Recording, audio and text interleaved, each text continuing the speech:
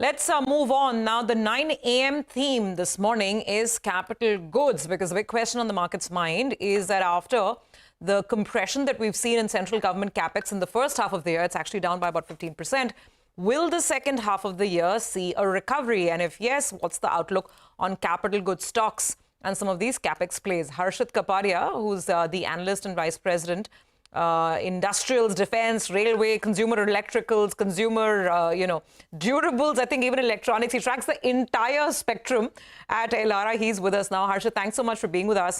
So that's really the key question, right? I think we're coming to you to understand this market's pivot. There seems to be a small pivot back towards capex names because of this expectation that second half things will pick up. So let's break it down sector by sector, starting with some of the major capital goods equipment makers, power equipment makers. I mean, look at the news headlines, right?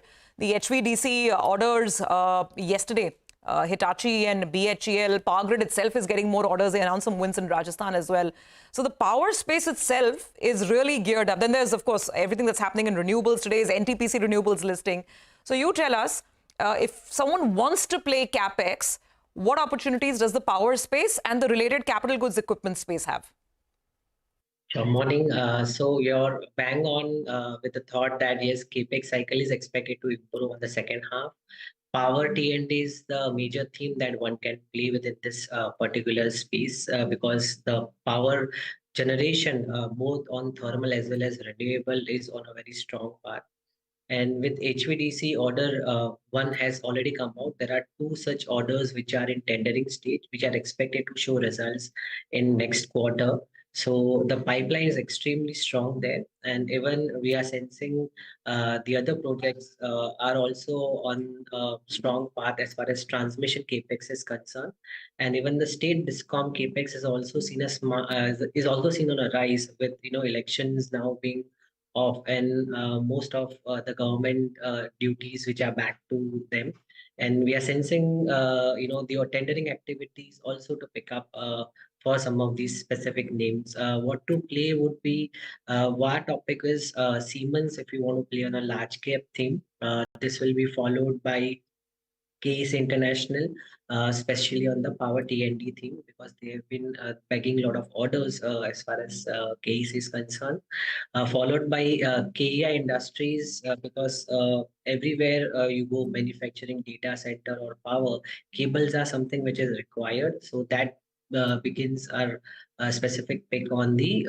power T&D theme if you want to play out. On the other cap goods name, which are corollary to this particular theme, would be Helicon Engineering is something that we like on the mid cap space for cap cable sector. So Harshit, you've given us a couple of names. You're saying you can start with Siemens itself, and then there's KC International, KEI, because of power T&D and the fact that you need cables, and there's expanding grid capacity as well, right? Because to feed all these data centers, you need tons and tons of power and huge units of power. And therefore, but on Siemens itself, why Siemens? Of course, great numbers, what we saw yesterday. But why Siemens? Do you have coverage on something like a Hitachi? And there's so much happening with GE as well, right? GE T&D, of course, the corporate action aside, with that OFS which is going on. But in the MNC names, and there's ABB as well, why do you particularly pick Siemens? So if you look at Siemens, they have again shown that they are fairly resistant as far as order inflow is concerned, whereas others have not seen good growth in last first half. But Siemens has been able to maintain the 6,000 crore quarterly run rate, and that's been one of the strength of the company. For Siemens Global as well, Siemens India is the fastest growing market, and we have seen the parent management coming to India multiple times to give support, on the mobility front, which is the big transition which is happening, supported by the digital industries. They are also infusing capex of 1,000 crores in India. This has never been happened in such a huge capex in India at one go. So that has been a trend change which is happening on Siemens. But yes, others are also looking good. ABB is also placed very well, given that it has become more of a product company. However, margins is something that we think has peaked out. The growth will continue given the capex is happening. On specifically Hitachi and GE T&D, though I don't cover, but I think they are also following names that one can add to his portfolio. Given that the HVDC theme is really playing out well, Hitachi is placed well, and given that even the railway transition business is happening, so that can also add value when you look at Hitachi Energy. Okay, got it. So takeaway is that maybe you feel that for ABB margins have kind of, peaked, but the others could offer good opportunities.